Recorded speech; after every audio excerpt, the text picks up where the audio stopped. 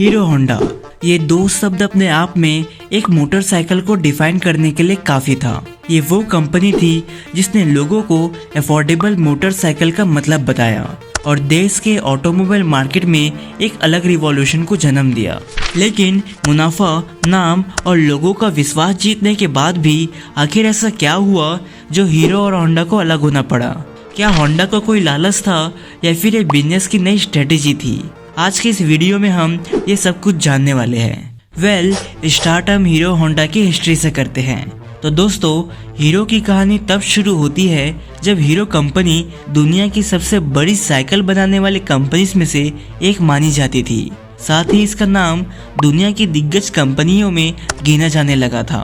बदलते वक्त के साथ हीरो कंपनी के मालिकों ने गौर किया कि विदेशी मार्केट में मोटरसाइकिल का बिजनेस काफी तेजी से उभर रहा है, जिसका इंडिया में तगड़ा स्कोप हो सकता है, क्योंकि तब इंडिया में टू व्हीलर के नाम पर स्कूटर और बाइक्स दो ही ऑप्शन मौजूद थे।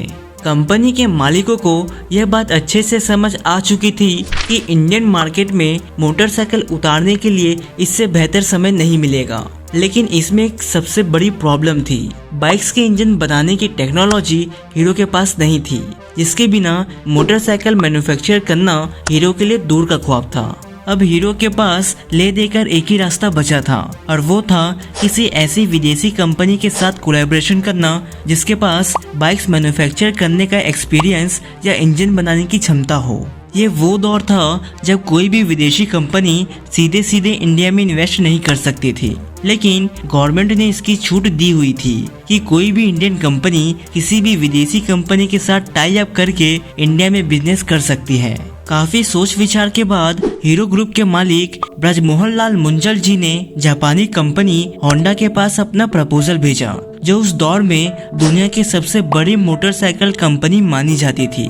उधर होंडा कंपनी के नजर में भी इंडिया जैसा बिग मार्केट किसी सोने के अंडे देने वाली मुर्गी से कम नहीं थी, क्योंकि तब कोई भी विदेशी कंपनी भारत में डायरेक्ट अपना बिजनेस स्टार्ट नहीं कर सकती थी। ऐसे में इस प्रपोजल को होंडा ने हाथों हाथ लिया, क्योंकि वह अच्छी तरह जानते थे कि हीरो जैसी बड़ी कंपनी के जरिए ही इंडियन मार्केट में छाया जा सकता है। इस तरह साल 1984 में दोनों कंपनीज यानी हीरो और होंडा ने हाथ मिलाया। इसके बाद एग्रीमेंट किया गया कि हीरो बाइक के लिए बॉडी बनाएगा और होंडा उनके लिए इंजन सप्लाई करेगा। इसके साथ ही दोनों कंपनियों ने एक एनओसी भी साइन की, जिसके मुताबिक फ्यूचर में कभी भी वे एक दूसरे के सामने अपना प्रोडक्ट लॉन्च नहीं करेंगे। बस फिर क्या था, बिना किसी देरी के हीरो होंडा का पहला प्लांट हरियाणा में लगा दिया गया और साल 1985 में अपनी पहली बाइक CD100 मार्केट में लॉन्च भी कर दी। मोटरसाइकिल का यह रूप देखते ही देखते पूरे इंडिया में पॉपुलर हो गया। साथ ही हीरो होंडा कंपनी का नाम भी सबकी जुबान पर चढ़ गया। इस पॉपुलैरिटी की दूसरी सबसे बड़ी वजह थी स्कूटर के कंपैरिजन में इस बाइक का ज्यादा माइलेज और साथ ही इसका प्राइस जो मिडिल क्लास के लिए काफी अफोर्डेबल था। इंडियन मार्केट में हीरो होंडा का कारोबार अच्छा चल रहा था, लेकिन कंपनी के भीतर की सिचुएशन उतनी ठीक नहीं थी जितनी की बाहर से नजर आती थी। दरअसल इंडियन मार्केट में हीरो होंडा के कारोबार को लेकर शुरुआत में तो कोई प्रॉब्लम नहीं थी, लेकिन गड़बड़ तब शुरू हुई जब दूसरे बड़े देशों में हीरो होंडा की बाइक सेल करने की बात हुई, क्योंकि अमेरिका और रूस जैसी डेवलप्ड कंट्रीज में होंडा तो पहले से ही अपनी बाइक सेल कर रही थी और वहां उसकी मार्केट खराब ना हो, इसलिए उसने हीरो होंडा को इन देशों में अपनी बाइक सेल करने के लिए परमिशन देने से साफ इनकार कर दिया। होंडा चाहती थी कि हीरो होंडा इंडिया के अलावा सिर्फ नेपाल, भूटान और बांग्लादेश जैसे पड़ोसी देशों तक ही सीमित रहे। इधर हीरो कंपनी, जिसका नाम साइकिल मैन्युफैक्चरर के तौर पर Guinness book of world record में दर्ज था, वह इंटरनेशनल मार्केट में भी अपनी बाइक्स के लिए वही खास पोजीशन बनाना चाहती थी। लेकिन होंडा की वजह से उसकी रफ्तार पर जैसे ब्रेक सी लग गई थी। इसका नतीजा यह हुआ कि दोनों कंपनीज के रिलेशन खराब होने लगे, क्योंकि एग्रीमेंट के मुताबिक अभी तक हीरो कंपनी सिर्फ बाइक की बॉडी बनाती थी, इसलिए चाह कर भी अलग नहीं हो सकती थी, क्योंकि इंजन के लिए तो अभी तक वे पूरी तरह से होंडा पर डिपेंडेंट थे।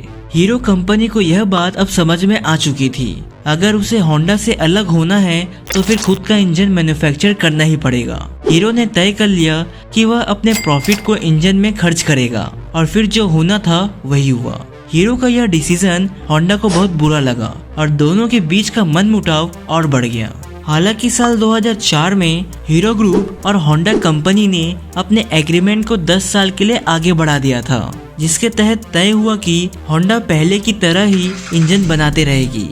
इस एग्रीमेंट का रिन्यूअल साल 2014 में होना था, लेकिन मनमुटाव तब तक इतना बढ़ चुका था कि उससे पहले ही दोनों कंपनीज ने अलग होने का फैसला कर लिया और मुंजल परिवार ने साल 2010 के दिसंबर में होंडा की 26% हिस्सेदारी, जो 3,841.83 करोड़ रुपए की थी, उसे खरीदने की घोषणा कर दी। बोर्ड ऑफ डायरेक्टर्स ने हीरो होंडा और होंडा के बीच मेमोरेंडम ऑफ अंडरस्टैंडिंग को मंजूरी दे दी। हीरो होंडा नए मॉडल पेश करने के साथ ही मौजूदा मॉडल्स का प्रोडक्शन जारी रखेगी। हालांकि फ्यूचर में सभी प्रोडक्ट्स हीरो ग्रुप और होंडा के बीच नए लाइसेंसिंग समझौते के तहत उतारे जाएंगे।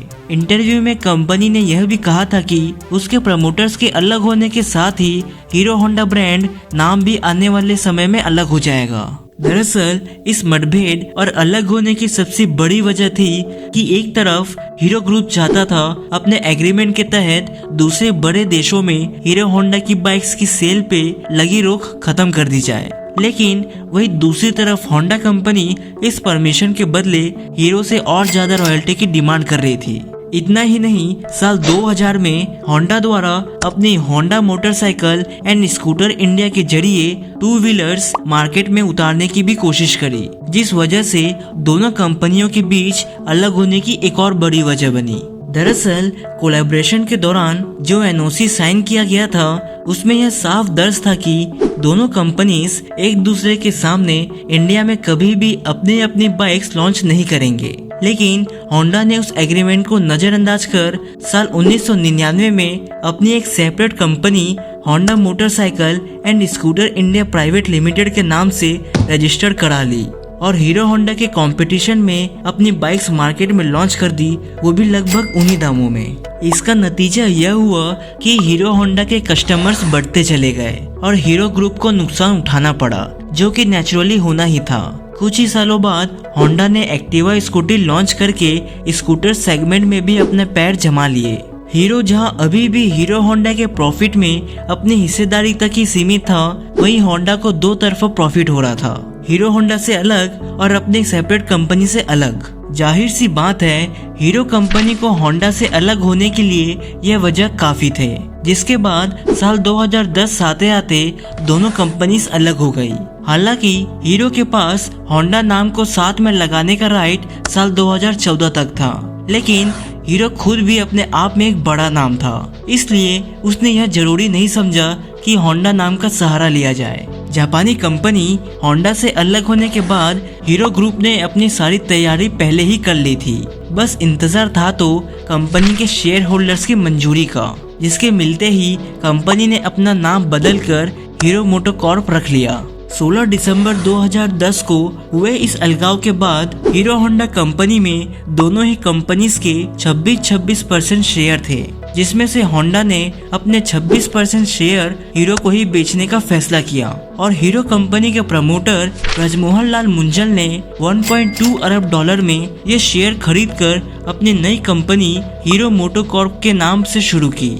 उस दौरान दिए गए अपने एक इंटरव्यू में हीरो मोटोकॉर्प के अध्यक्ष ब्रजमोहन मुंजल ने बताया था कि मजे की बात थी, जब हीरो होंडा कंपनीज एक दूसरे से अलग हुई तो लोगों को लगने लगा था होंडा के सपोर्ट के बिना हीरो कंपनी ज्यादा दिनों तक मार्केट में सरवाइव नहीं कर पाएगी। लेकिन आज हीरो मोटोकॉर्प का नाम दुनिया की सबसे बड़ी मोटरसाइकिल बनाने वाली कंपनियों में से एक बन चुका है, जो करीब 40 देशों में अपनी बाइक सेल कर रही है। तो दोस्तों, ये थी हीरो होंडा की असली सच्चाई, जो इनको अलग होने में मजबूर कर दी थी। वैसे दोस्तों, आपने तो हीरो होंडा बाइक चलाई होगी, तो उसका एक्सपीरियंस कैसे रहा हमें कमेंट करके जरूर बताइएगा। Thanks for watching.